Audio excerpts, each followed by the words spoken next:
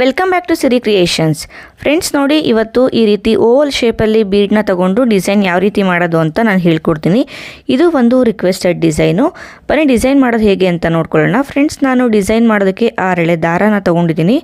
ನೋಡಿ, ಈ ರೀತಿ ಬೀಡ್ನ ಒಳಗಡೆಗೆ ದಾರ ಎಳ್ಕೊಂಡು ನಾಟ್ ಹಾಕೋತಾ ಇದ್ದೀನಿ. ಬೀಡ್ನ ಮೇಲ್ಗಡೆ ನಮಗೆ ಹೋಲ್ ಕಾಣಿಸುತ್ತೆ ಅಲ್ವಾ, ಎಕ್ಸಾಕ್ಟು ಆ ಪ್ಲೇಸಲ್ಲಿ ನಾವು ನಾಟ್ನ ಹಾಕೋಬೇಕಾಗತ್ತೆ. ಕರೆಕ್ಟಾಗಿ ಓವಲ್ ಶೇಪಲ್ಲಿ ನಾವು ಕರೆಕ್ಟಾಗಿ ಮೇಲ್ಗಡೆಗೆ ಹೋಲ್ ಬರುತ್ತಲ್ವ, ಅಲ್ಲಿಗೆ ನಾವು ರೆಗ್ಯುಲರ್ ನಾಟ್ಸ್ನ ಹಾಕ್ಕೋಬೇಕಾಗತ್ತೆ.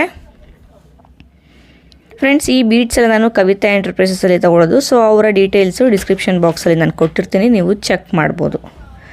ನೋಡಿ, ಈ ರೀತಿ ಲಾಕ್ನ ಮಾಡಿ ಆದಮೇಲೆ ನಾವೇನು ನಾಟ್ ಹಾಕ್ಕೊಂಡಿದ್ದೀವಿ ಅಲ್ವಾ, ಈ ನಾಟ್ನ ಕೆಳಗಡೆಗೆ ಈ ರೀತಿ ಲೂಪ್ ಕಾಣಿಸುತ್ತೆ ಅಲ್ವಾ.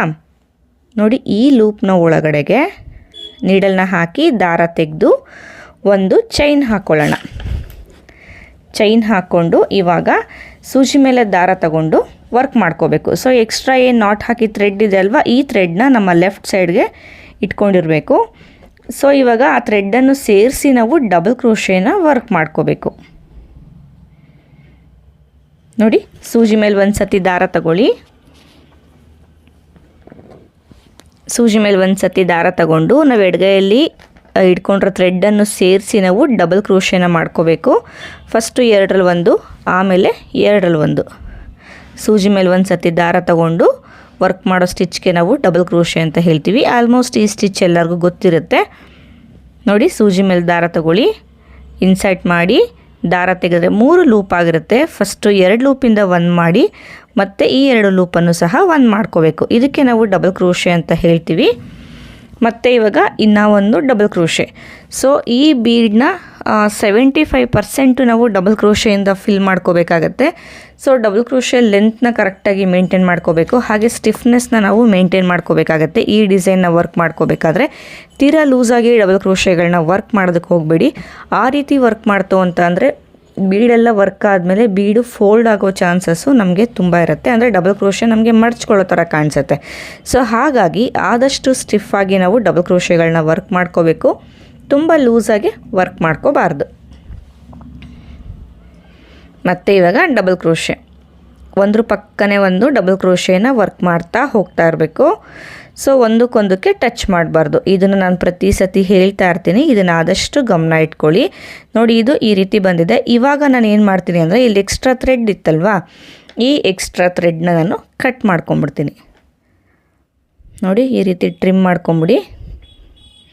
ಇವಾಗ ಆ್ಯಸ್ ಯೂಶ್ವಲ್ ನಾವು ಹೇಗೆ ಡಬಲ್ ಕ್ರೋಶೆ ಮಾಡ್ತಾಯಿದ್ವಿ ಅಲ್ವಾ, ಅದೇ ರೀತಿ ಡಬಲ್ ಕ್ರೋಶೆಗಳನ್ನ ವರ್ಕ್ ಮಾಡ್ತಾ ಹೋಗಬೇಕು. 2ರಲ್ಲಿ 1 ಮತ್ತು 2ರಲ್ಲಿ 1. ಸೊ ನೋಡಿ, ಇದೇ ಥರ ಬೀಡನ್ನ ನಾವು ವರ್ಕ್ ಮಾಡ್ತಾ ಹೋಗಬೇಕು. ಫ್ರೆಂಡ್ಸ್, ಹಾಗೆಯೇ ಯಾರಿಗಾದರೂ ಸೀರೆ ಕುಚ್ಚು ಕಲಿಯೋದಕ್ಕೆ ಇಂಟ್ರೆಸ್ಟ್ ಇತ್ತು ಅಂತ ಅಂದರೆ ಇಲ್ಲಿ ಡಿಸ್ಪ್ಲೇ ಆಗ್ತಾರೋ ನಂಬರ್ಗೆ ನೀವು ನನ್ನ ಕಾಂಟ್ಯಾಕ್ಟ್ ಮಾಡ್ಬೋದು. ಆನ್ಲೈನ್ ಕ್ಲಾಸಸ್ ಹಾಗೆ ಆಫ್ಲೈನ್ ಕ್ಲಾಸಸ್ ಎರಡೂ ಕೂಡ ಇರುತ್ತೆ. ನಿಮ್ಗೆ ಯಾವ ರೀತಿ ಕ್ಲಾಸ್ ಬೇಕೋ ಆ ರೀತಿ ಕ್ಲಾಸ್ನ ನೀವು ಚೂಸ್ ಮಾಡ್ಕೋಬೋದು. ನೋಡಿ, ಸೂಜಿ ಮೇಲೆ ಒಂದು ಸತಿ ದಾರ ತಗೊಂಡು ಇನ್ಸರ್ಟ್ ಮಾಡಿ ದಾರ ತೆಗೆದ್ರೆ 3 ಲೂಪ್ ಆಗಿರುತ್ತೆ. ಸೊ ದಾರ ತಗೊಂಡು ಫಸ್ಟು 2 ಲೂಪಿಂದ ಹೊರಗಡೆ ಬನ್ನಿ, ಆಮೇಲೆ ಈ 2 ಲೂಪಿಂದ ದಾರ ತೆಗೆದು ಹೊರಗಡೆ ತಗೋಬೇಕು ನೀಡಲ್ಲ. ಮತ್ತು ಇವಾಗ ಡಬಲ್ ಕ್ರೋಶೆ 2ರಲ್ಲಿ 1 ಮತ್ತು 2ರಲ್ಲಿ 1 ಮತ್ತು ಡಬಲ್ ಕ್ರೋಶೆನ ವರ್ಕ್ ಮಾಡ್ಕೊಳ್ಳೋಣ. ಸೊ ಈ ಡಿಸೈನ್ಗೆ ಕೌಂಟಿಂಗ್ಸ್ ಕೂಡ ಅಷ್ಟೇ ತುಂಬಾ ಇಂಪಾರ್ಟೆಂಟ್ ಆಗುತ್ತೆ. ಕೌಂಟಿಂಗ್ಸ್ನ ಮಿಸ್ ಮಾಡ್ಕೊಳ್ತು ಅಂತ ಅಂದರೆ ಒಂದೊಂದು ಡಿಸೈನು ಒಂದೊಂದು ಥರ ಬಂದುಬಿಡುತ್ತೆ ನಮಗೆ. ನೋಡಿ, ಇಲ್ಲಿ ನಾನು ಆವಾಗಲೇ ಹೇಳ್ದಂಗೆ 75% ನಾನು ಫಿಲ್ ಮಾಡ್ಕೊಂಡಿದ್ದೀನಿ. ಇವಾಗ ಒಂದು ಚೈನ್ ಹಾಕ್ಕೊಂಡು ನಾನು ದಾರಾನ ಕಟ್ ಮಾಡ್ಕೋತಾ ಇದ್ದೀನಿ.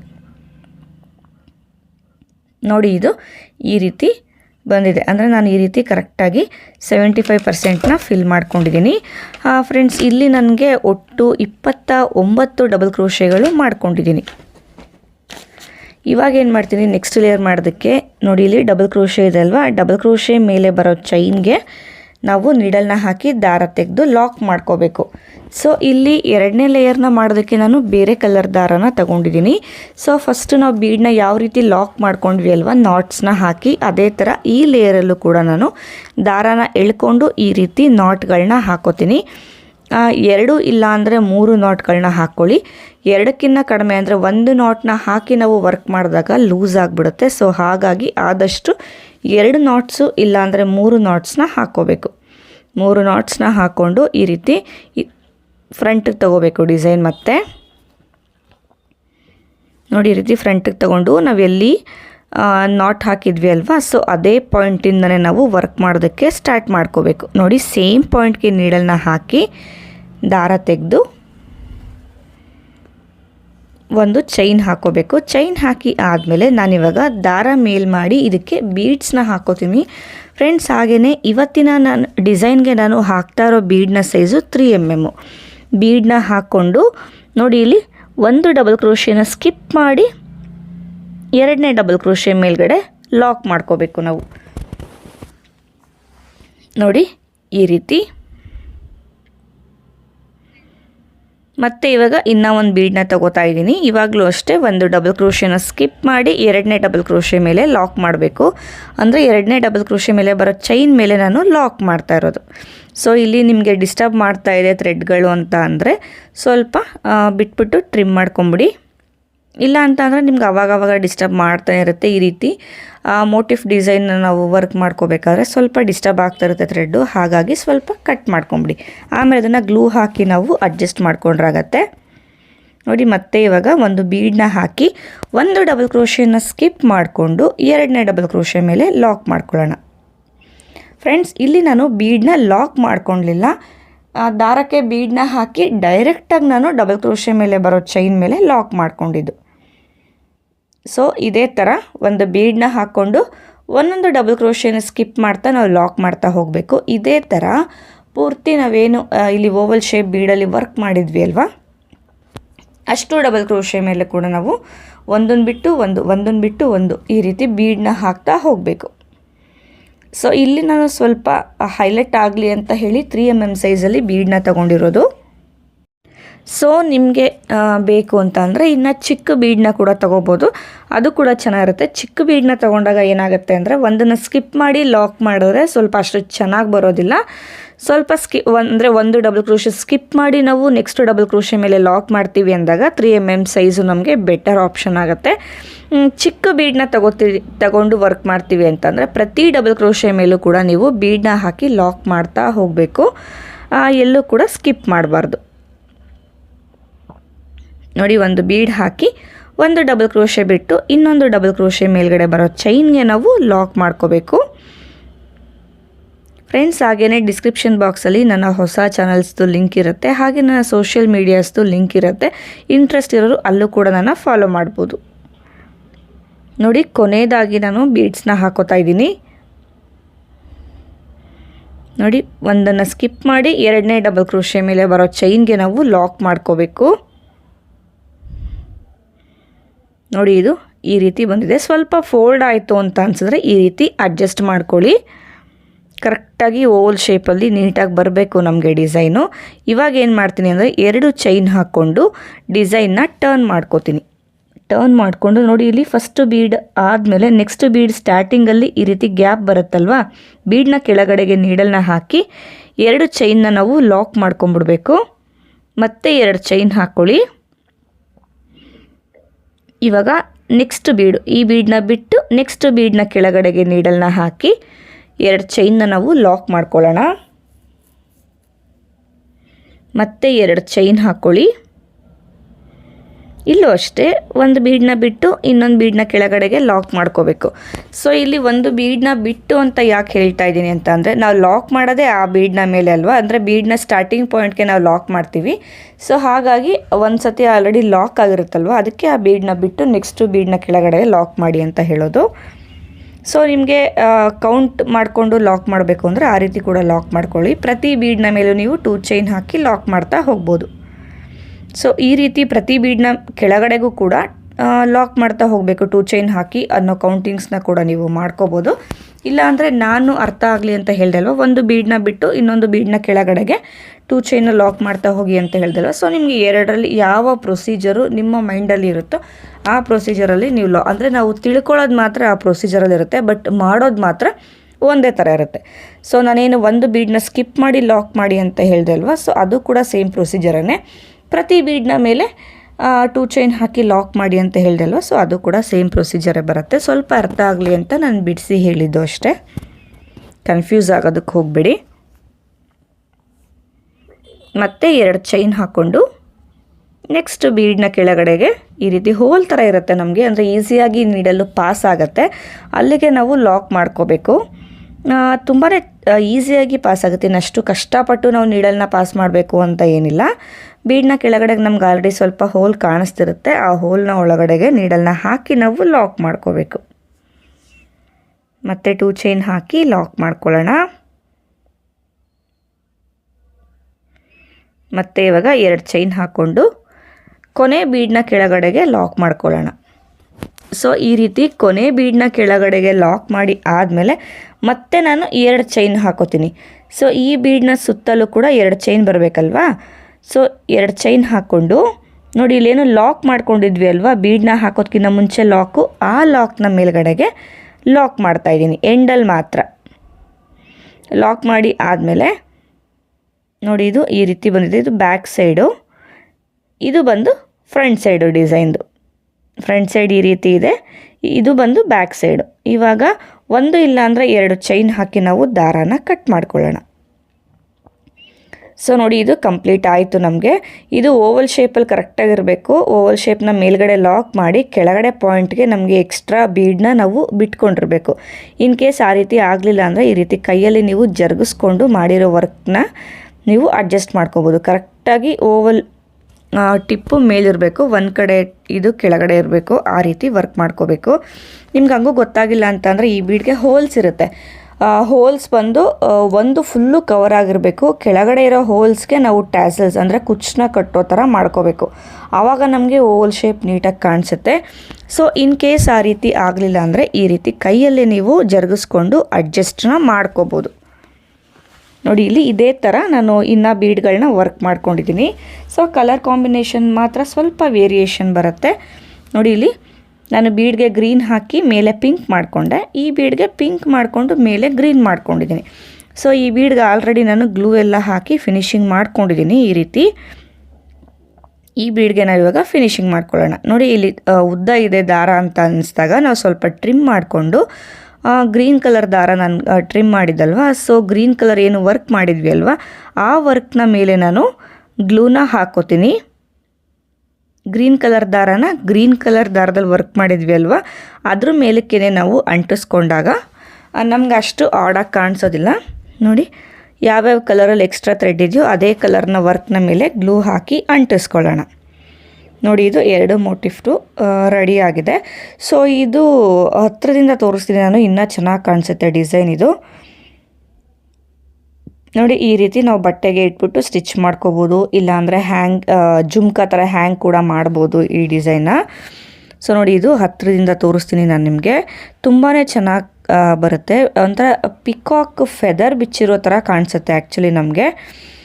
ಸೊ ಈ ಬೀಡ್ನ ಒಳಗಡೆಗೆ ಒಂದು ಕುಂದನಿಟ್ಟರು ಅಷ್ಟೇ ತುಂಬ ಚೆನ್ನಾಗಿ ಕಾಣಿಸುತ್ತೆ.